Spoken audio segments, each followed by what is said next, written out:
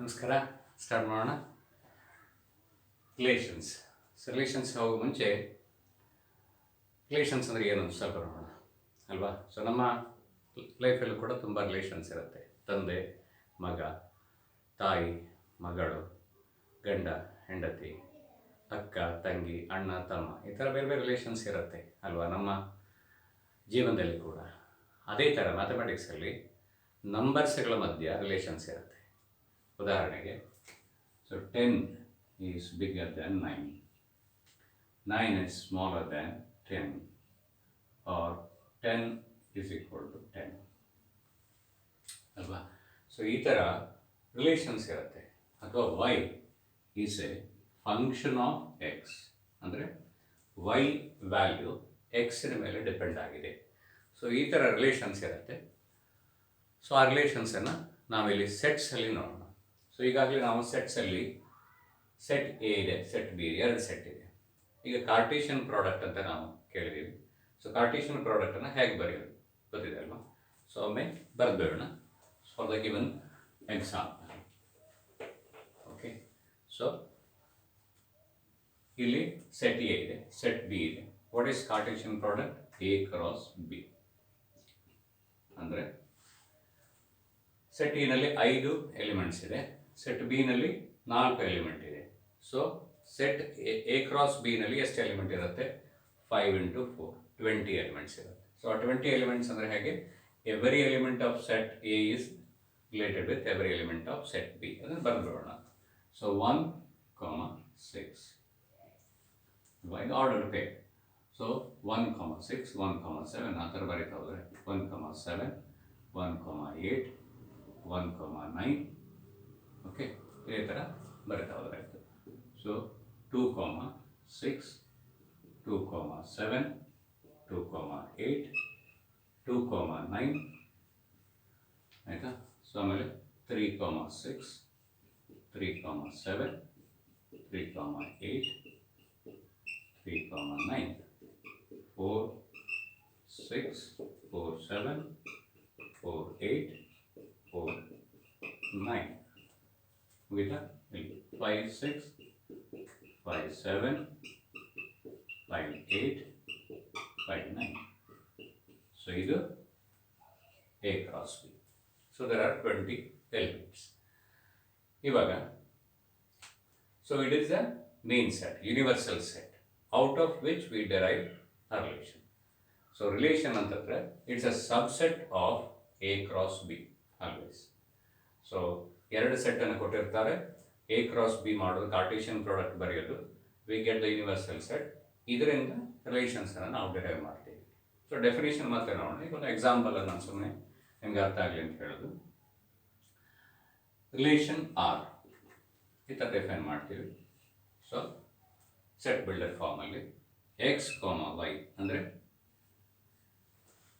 2 elements, x and y, 2 elements of the ordered pair. ಇದೆಲ್ಲ ordered peer.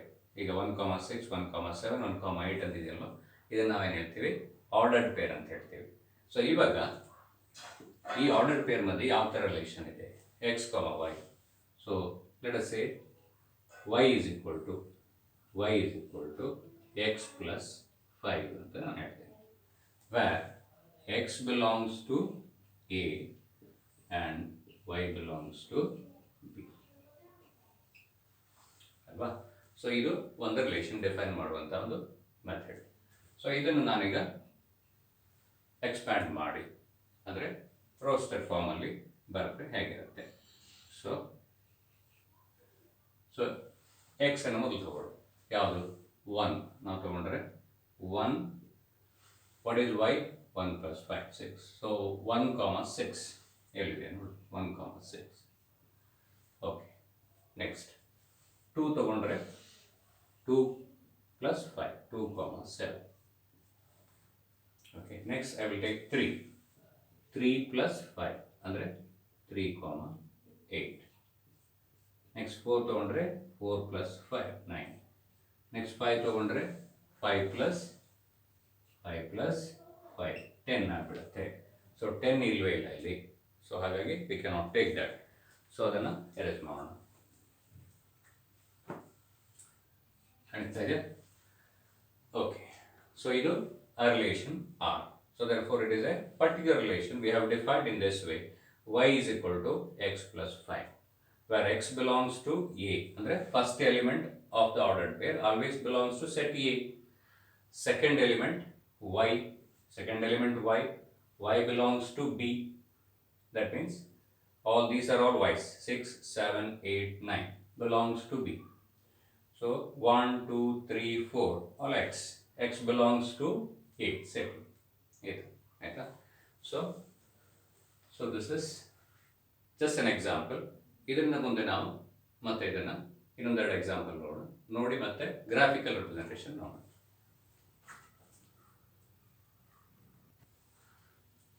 Okay, ಈಗ ಇನ್ನೊಂದು example ನೋಡೋಣ. ಇವಾಗ ಡೆಫಿನೇಷನ್ ನೋಡೋಣ ಮೊದಲು. A relation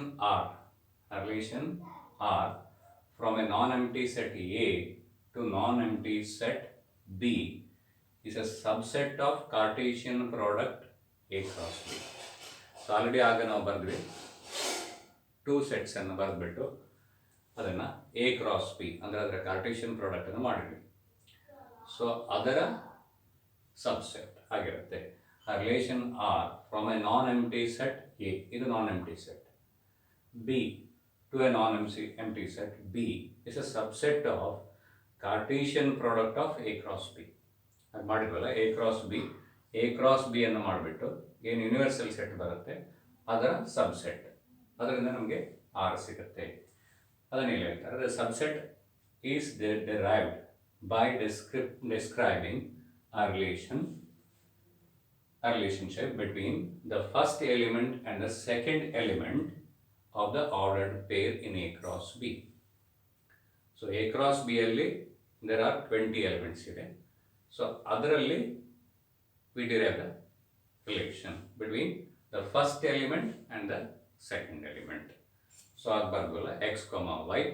So y is equal to x plus 5 ಅಂತ ಬರುತ್ತೆ. ಸೊ ಆ ಥರ. So this is the definition ನೀವೊಮ್ಮೆ ನೋಟ್ ಡೌನ್ ಮಾಡ್ಕೊಳ್ಳಿ. Okay, next the second element ಇದರಲ್ಲಿ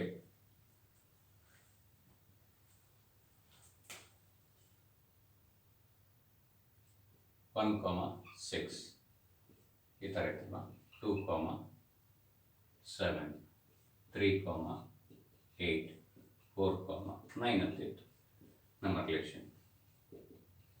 ಸೊ ಇದರಲ್ಲಿ the set of all the second elements ಅಂದರೆ ಏನು 6, 7, 8, 9. ಸೊ ಇದೇನಿದೆ set of all the second elements, ಅದನ್ನು ನಾವೇನು ಹೇಳ್ತೀವಿ, ರೇಂಜ್ ಅಂತ ಹೇಳ್ತೀವಿ. Range. So 6, 7, 8, 9. 6, 7, 8, 9. This is a range of the relation. But this is the image of the first element. 6 is the image of 1. 7 is the image of 2. So ಇದನ್ನು images ಅಂತ ಹೇಳ್ತೀವಿ. 6, 7, 8, 9 images ಅಂತ ಹೇಳ್ತೀವಿ. ಮತ್ತು 1, 2, 3, 4 ಏನಿದೆ ಪ್ರೀ ಇಮೇಜ್ ಅಂತ ಹೇಳ್ತೀವಿ. So set of all the second elements ಅನ್ನ ರೇಂಜ್ ಅಂತ ಹೇಳ್ತೀವಿ. Set of all the first elements ಏನು ಹೇಳ್ತೀವಿ, set of all the first elements ಅಂದರೆ 1, 2, 3, 4, 5 ಇಲ್ಲ, 1, 2, 3, 4.